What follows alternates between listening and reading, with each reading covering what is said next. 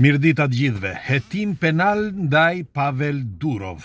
Hetim penal, Rusia hap hetimin penal për Pavel Durov. Për ata që nuk e din, Pavel Durov është ai që ka krijuar Telegramin, por është ai që ka themeluar edhe VK-n, që është Facebooku rus.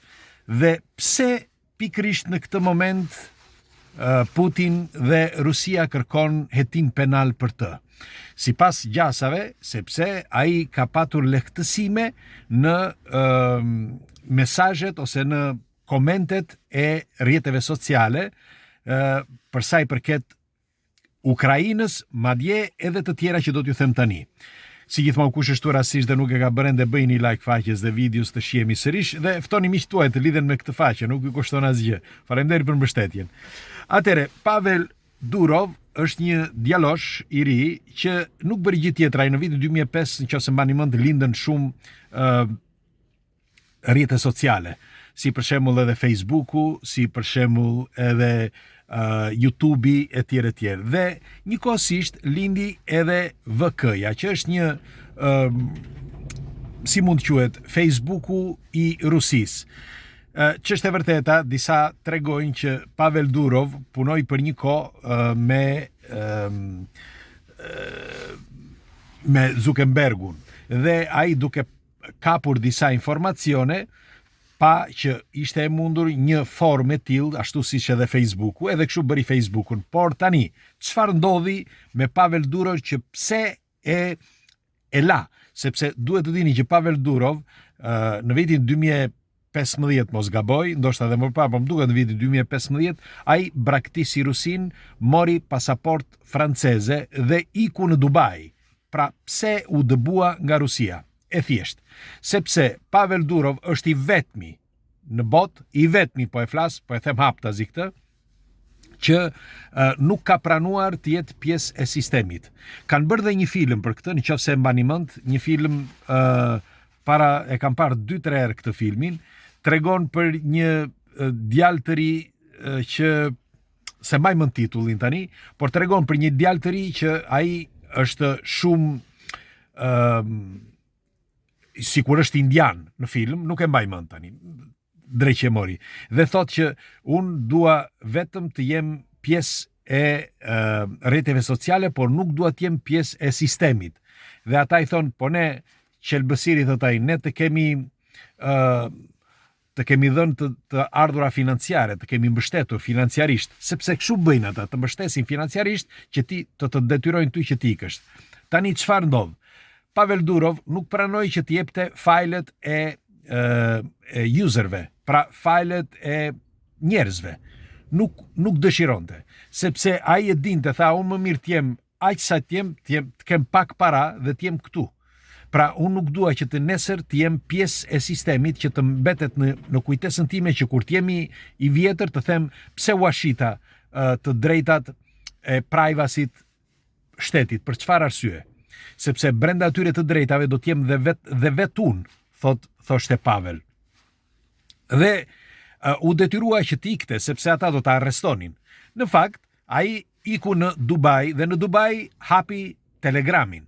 Telegrami është i vetmi rrjet social, qofse për ata që nuk e din, që mund të flasësh hapur. Bile i kanë bërë disa gjoba.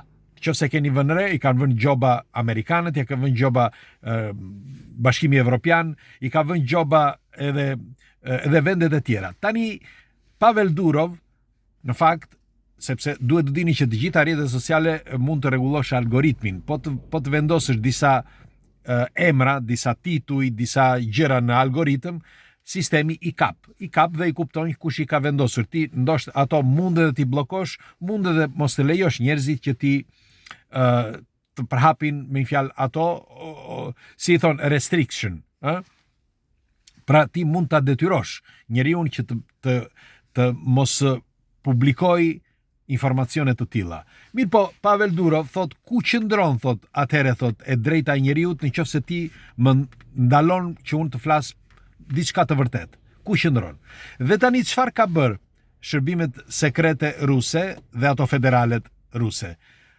Kanë filluar hetimet që të gjejnë prova për ta arrestuar, sepse do t'ja u them se përse. Sepse sipas gjasave ai pas ka lënë që të flitet lirshëm dhe ka për Ukrainën, për luftën në Ukrainë, dhe kjo ka dhënë kontributin për perëndimin. Madje federalët janë të bindur, thonë, sepse gjeni dhe në për lajme, që ky Pavel Durov ka lidhje me perëndimin. Pra informacionet që ka patur aty ja ka dhënë perëndimit, nuk ka dhënë Rusis. Ju e besoni këtë? Unë nuk e besoj. Dëgjoni, të gjitha rrjetet sociale, mos kujtoni se janë të lehta, janë shumë të vështira rrjetet sociale për t'u bërë. Qëse mani mend edhe Zuckerberg para ca kohësh, kur politika Biden i kërkoi që të bllokonte disa informacione të Trumpit që mos të fitonte Trump, ai i arriti qëllimit, sepse vendosi disa algoritme që të ndalonte disa, por megjithatë Trump fitoi, dhe pas fitores së Trumpit, me një fjalë, edhe gjatë asaj kohe i bllokuan faqen Trumpit. Me një fjalë, sepse e detyruan. Çfarë do të bënte ai nëse i bllokonin totalisht rrjetin social, pra Facebookun. Kështu që ishte i detyruar, sepse ta bën politika, të thotë ose bëj kështu ose të ta mbyllin fare. Pra e njëjta gjë po bën tani Durov me shërbimet federale ruse, sepse shërbimet federale ruse, ose mirë siguria e shtetit rus, kërkon me çdo kusht që të ketë si quhet prioritet të informacionit, sepse nëse do të ketë prioritet të informacionit, do të mund të përballet më mirë me perëndimin dhe me vendet e tjera. Pra është vetëm një çështje sovraniteti. Dhe mbajeni mend këtë. Pavel Durov ata do ta arrestojnë. Do t'ju them se përse. 1, pikë së pari. Pavel Durov iku nga Rusia dhe e bën që ai të shiste VK-n, sepse ndryshe nuk mund ta mbante dot. Nëse mbani mend, ai e shiti, u detyrua që ta shiste. E morën të tjerë që rrin afër Putinit, dhe tjetra, që është akoma më e rëndësishme, ai kur nuk ka pranuar që të japi informacione. Asnjë lloj informacioni, dhe kjo është pika 2. Pika 3, që është e më e rëndësishmja nga të gjitha. Ai braktisi pasaportën ruse. Pra, iku nga Rusia për të shkuar bëri pasaportën franceze dhe për të jetuar në Dubai. Për këto 3 pika, unë jam i bindur që do të arrestojnë, sepse sot ti nuk mund të bësh dot çfarë të doj qefi ty. Siç e kemi thënë, bëjnë qef ata që kanë ligjin në dorë. Bën çfarë të doj prapanica atyre. Çfarë të doj atyre prapanica bëjnë, jo vetëm në Rusi, por edhe në vendet e tjera, edhe në trojet shqiptare, edhe në Kosovë, edhe në Maqedoni, edhe në Maltëzi, dhe në Amerikë, dhe në Itali, gjithandej. Sepse ai që gjendet aty, ai bën ç'të doj sepse ka pushtetin në dorë. Dhe ti do apo nuk do, ti je i detyruar nga një farë mënyre, ose në një mënyrë ose në një tjetër ta pranosh. Ndryshe merr fund qoftë ekonomikisht, por edhe ndoshta fizikisht. Sepse të detyrojnë. Tani, ndoshta megjithatë, këto janë arsyet kryesore, por ndoshta ka dhe arsye të tjera që ne nuk i njohim. Megjithatë, unë mendoj që nuk është shkaku i informacioneve që ai pas ka lënë për Ukrainën. Atëre, ku është liria e fjalës? Më thoni, ku është liria e fjalës? Sepse thuhet, për këto gjëra thuhet edhe në Facebook, në Instagram, në YouTube, në Snap, apo ku të doni ju, gjithandej flitet. Dhe ç'është e vërteta, ai s'ka çfarë i bën Zuckerbergut apo të tjerëve, pra Putin, sepse janë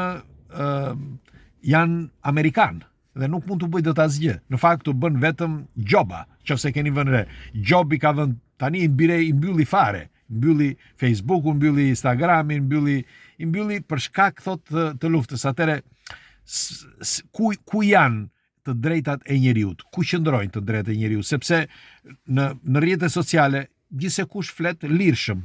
Nuk është se dikush insiston të flas për një gjë, për shembull, ose dikush e bën të qëllimshme, për shembull nga këta që drejtojnë rrjetet sociale. Por janë njerëzit e thjeshtë që flasin. Apo jo? Megjithatë, ju çfarë mendimi keni për këtë sipërmarrje të Rusisë dhe të shërbimeve sekrete. Ju mendoni që është e drejtë që ta arrestojnë Pavel Durov? Po apo jo? Pres komentet tuaja dhe më thoni në qoftë se ka të drejtë Putin apo Pavel Durov. Kalofshi bukur.